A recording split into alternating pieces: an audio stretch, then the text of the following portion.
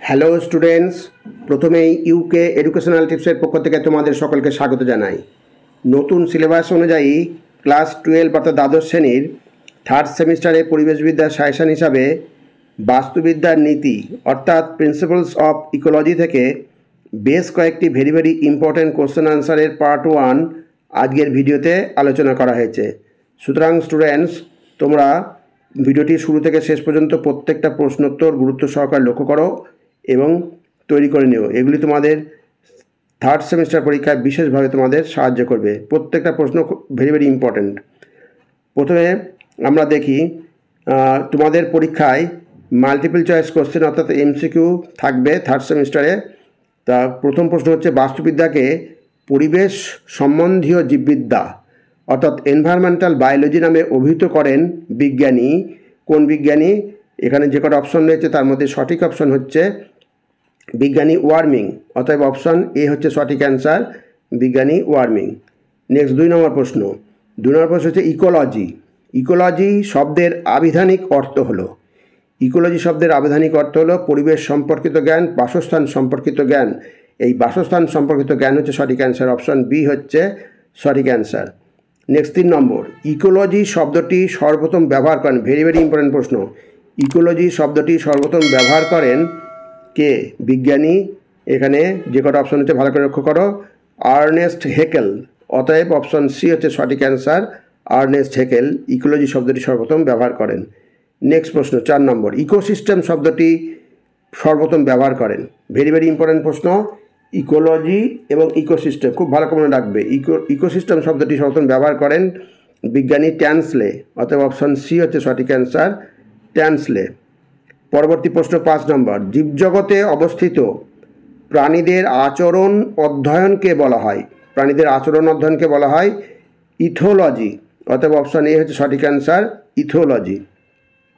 Next 6 নম্বর, বিজ্ঞানের যে শাখায় জীবজগতের বাসস্থান সম্পর্কে আলোচনা করা হয় তাকে বলে, খুব ভালো করে মনে রাখবে, জীবজগতের বাসস্থান সম্পর্কে আলোচনা করা হয় বিজ্ঞানের যে শাখায় তাকে বলা হয় ইকোলজি, বাস্তুবিদ্যা। অপশন সি হচ্ছে সঠিক অ্যান্সার, ইকোলজি। বিভিন্নভাবে ঘুরিয়ে একই অ্যান্সার বিভিন্ন রকমভাবে ঘুরিয়ে প্রশ্ন আছে, তোমরা ভালো করে খেয়াল রাখবে। পরিবেশের জীবজাত ও অজীবজাত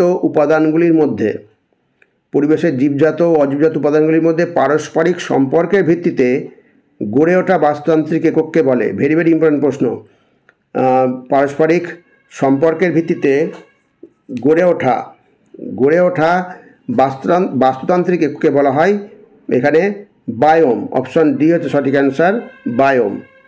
নেক্সট 8 নম্বর, বাস্তুতন্ত্রের সাংগঠনিক স্তরে ক্ষুদ্রতম একক হচ্ছে জীব অর্থাৎ অর্গানিজম। অপশন এ হচ্ছে সঠিক অ্যান্সার, জীব। নেক্সট, বাস্তুতন্ত্রের বৃহত্তম একক, খুব ভালো করে মনে রাখবে, বাস্তুতন্ত্রের বৃহত্তম একক হচ্ছে জীবমণ্ডল বা বায়োস্ফিয়ার। অপশন ডি হচ্ছে সঠিক অ্যান্সার, বায়োস্ফিয়ার। এবার 10 নম্বর প্রশ্ন, জীবজগতের শ্রেণীবিন্যাসের ক্ষুদ্রতম একক হচ্ছে শ্রেণীগণ, প্রজাতি। এই অপশন সি হচ্ছে সঠিক অ্যান্সার, প্রজাতি, স্পিসিস। ভালো করে মনে রাখবে, স্পিসিস, প্রজাতি। এবার 11 নম্বর প্রশ্ন, পৃথিবীর জল, স্থল, অন্তরিক্ষে অবস্থিত জীবসমূহ নিয়ে গঠিত হয়েছে, ভেরি ইম্পর্টেন্ট প্রশ্ন। এটা অন্যরকমভাবে প্রশ্ন আসলে পারে, এইভাবে প্রশ্ন আসতে পারে। তাহলে এখানে উত্তর হবে কি? এখানে উত্তর হবে জীবমণ্ডল বা বায়োস্ফিয়ার।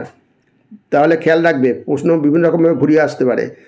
তাহলে পৃথিবীর জল, স্থল, অন্তরিক্ষে অবস্থিত জীবসমূহ নিয়ে গঠিত হয়েছে বায়োস্ফিয়ার বা জীবমণ্ডল। অপশন ডি হচ্ছে সঠিক অ্যান্সার। এবার 12 নম্বর, পরিবেশ প্রণালীর অন্যতম বড় একক। এটা আর একরকমভাবে দেওয়া হয়েছে, পরিবেশ প্রণালীর অন্যতম বড় একক হচ্ছে বায়োম। অপশন এ হচ্ছে সঠিক অ্যান্সার, বায়োম। নেক্সট 13 নম্বর, পরস্পর সংলগ্ন দুটি বায়োমের মধ্যবর্তী পরিবর্তনশীল এলাকাকে বলে, খুব সুন্দর প্রশ্ন। পরস্পর সংলগ্ন দুটি বায়োমের মধ্যবর্তী পরিবর্তনশীল এলাকাকে বলে, এখানে কি বলে?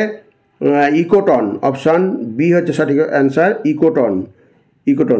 এবার হচ্ছে 14 নম্বর, পরিবেশের গঠনগত ও কার্যগত একককে বলে, এটাও আর একরকমভাবে ঘুরিয়ে দেওয়া হয়েছে, পরিবেশের গঠনগত কার্যগত একককে বলা হয় বাস্তুতন্ত্র। অপশন ডি হচ্ছে সঠিক অ্যান্সার, বাস্তুতন্ত্র। নেক্সট 15 নম্বর, প্রবাহমান জলধারার বাস্তুতন্ত্র বা বসতিকে বলা হয়। প্রবাহমান জলধারার বাস্তুতন্ত্র বা বসতি বা হ্যাবিট্যাটকে বলা হয় লোটিক। অপশন এ হচ্ছে সঠিক অ্যান্সার, লোটিক। নেক্সট হচ্ছে স্থির জলের বাস্তুতন্ত্র বা বসতিকে বলা হয়, স্থির জলের বসতি বা হ্যাবিট্যাটকে বলা হয় লেন্টিক। অপশন বি হচ্ছে সঠিক অ্যান্সার, লেন্টিক। নেক্সট 17 নম্বর, কোনো ভৌগোলিক অঞ্চলে বসবাসকারী সকল প্রজাতিকে সামগ্রিকভাবে বলা হয়। খুব ভালো প্রশ্ন। কোনো ভৌগোলিক অঞ্চলে বসবাসকারী সকল প্রজাতিকে সামগ্রিকভাবে বলা হয় বায়োটিক কমিউনিটি। অপশন ডি হচ্ছে সঠিক অ্যান্সার, বায়োটিক কমিউনিটি। এইবার হচ্ছে কোনো নির্দিষ্ট সময়ে নির্দিষ্ট অঞ্চলে বসবাসকারী সমপ্রজাতিযুক্ত সদস্যসমূহকে বলা হয়। ভালো করে প্রশ্নগুলো পড়ে উত্তর করবে। তাহলে হচ্ছে সদস্যসমূহকে বলা হয় কি? সদস্য বলা হয় পপুলেশন বা জনসংখ্যা। অপশন এ হচ্ছে সঠিক অ্যান্সার, পপুলেশন, অপশন এ। এবার 19 নম্বর, ডাচ শব্দ ল্যান্ডস্কেপ থেকে ইংরেজি কোন শব্দটি এসেছে? তাহলে ইংরেজি কোন শব্দটি এসেছে এখানে যে কটা অপশন হয়েছে তার মধ্যে দেখো ল্যান্ডস্কেপ, এই প্রথম অপশন এ হচ্ছে সঠিক অ্যান্সার, ল্যান্ডস্কেপ শব্দটি এসেছে। নেক্সট 20 নম্বর প্রশ্ন হচ্ছে ল্যান্ডস্কেপের অর্থ হলো, ল্যান্ডস্কেপের অর্থ হচ্ছে ভূমিরূপ, মহিরূপ, মরুভূমি, মালভূমি। এখানে হচ্ছে ল্যান্ডস্কেপ অর্থ হচ্ছে ভূমিরূপ বা ভূদৃশ্য। এই অপশান এ হচ্ছে সঠিক অ্যান্সার, ভূমিরূপ। এবার হচ্ছে 21 নম্বর, প্রাকৃতিক বা মনুষ্যসৃষ্ট ক্রিয়াকলাপের দ্বারা গঠিত ভূপৃষ্ঠের নির্দিষ্ট এলাকার দৃশ্যমান অঞ্চলকেই বলা হয়। এটাও ঘুরিয়ে প্রশ্ন করা হয়েছে, ভালো করে খেয়াল রাখবে। প্রাকৃতিক বা মনুষ্যসৃষ্ট ক্রিয়াকলাপের দ্বারা গঠিত ভূপৃষ্ঠের নির্দিষ্ট এলাকার দৃশ্যমান অঞ্চলকে বলা হয় ল্যান্ডস্কেপ। অপশন সি হচ্ছে সঠিক অ্যান্সার, ল্যান্ডস্কেপ বা ভূদৃশ্য। নেক্সট 22 নম্বর, নিচের কোনটি প্রাকৃতিক landscape? Botanical garden, community garden, public park, বনভূমি। এই বনভূমি হচ্ছে প্রাকৃতিক ল্যান্ডস্কেপ। অপশন ডি সঠিক অ্যান্সার।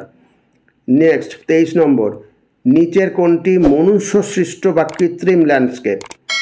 তাহলে মনুষ্যসৃষ্ট বা কৃত্রিম ল্যান্ডস্কেপ হচ্ছে মরুভূমি, মালভূমি, বনভূমি। এই তিনটি প্রাকৃতিক হয়ে গেল। জাপানি বাগান, অপশন ডি হচ্ছে সঠিক অ্যান্সার, জাপানি বাগান। এবার 24 নম্বর, যে প্রাকৃতিক পরিবেশ কোনো উদ্ভিদ, প্রাণী ও অণুজীবদের অবস্থানকে সুনিশ্চিত করে তাকে বলে বসতি বা হ্যাবিট্যাট। অপশন এ হচ্ছে সঠিক অ্যান্সার, হ্যাবিট্যাট। এবার 25 নম্বর, নিচের কোনটি পার্থিব বাসস্থান অর্থাৎ টেরেস্ট্রিয়াল হ্যাবিট্যাট কোনটা? প্রবাল প্রাচীর, মোহনা, বেন্থিক জোন, জলাভূমি। পার্থিব টেরেস্ট্রিয়াল হ্যাবিট্যাট হচ্ছে জলাভূমি। অপশন ডি হচ্ছে সঠিক অ্যান্সার, জলাভূমি। নেক্সট 26 নম্বর, নিচের কোনটি জলজ বাসস্থান অর্থাৎ অ্যাকোয়াটিক হ্যাবিটেট? জলজ বাসস্থান হচ্ছে প্লাবনভূমি, জলাভূমি, প্লাবিত তৃণভূমি, মোহনা। এই অপশন ডি, মোহনা হচ্ছে অ্যাকোয়াটিক হ্যাবিটেট বা জলজ বাসস্থান। অপশন ডি হচ্ছে সঠিক অ্যান্সার। এবার 27 নম্বর, নিচের কোনটি সামুদ্রিক বাসস্থান নয় অর্থাৎ ম্যারিন হ্যাবিটেট নয়? ম্যারিন হ্যাবিটেট নয় তাহলে কোনটা? প্রবাল প্রাচীর, মোহনা, দুটোই তো ম্যারিন হ্যাবিটেট। ফটিক জোনও ম্যারিন হ্যাবিটেট, তাহলে মার্স। অপশান সি হচ্ছে সঠিক অ্যান্সার। এটা ম্যারিন হ্যাবিটেট নয়, সামুদ্রিক বাসস্থান নয়, হচ্ছে মার্স। অপশান সি হচ্ছে সঠিক অ্যান্সার। এবার 28 নম্বর, এটা তোমাদের শেষ প্রশ্ন, নিচের কোনটির বাসভূমি বা হ্যাবিট্যাট চির তুষারাবৃত মেরু অঞ্চল? তাহলে কোনটির বাসভূমি চির তুষারাবৃত মেরু অঞ্চল নিচের? এখানে যে কটা অপশন ভালো করে খেয়াল রাখো, পেঙ্গুইনের বাসভূমি, তিমির বাসভূমি, হাঙরের বাসভূমি, ম্যাকারেল। অর্থাৎ সঠিক অ্যান্সার হচ্ছে অপশন এ, পেঙ্গুইনের বাসভূমি। অপশন এ সঠিক অ্যান্সার।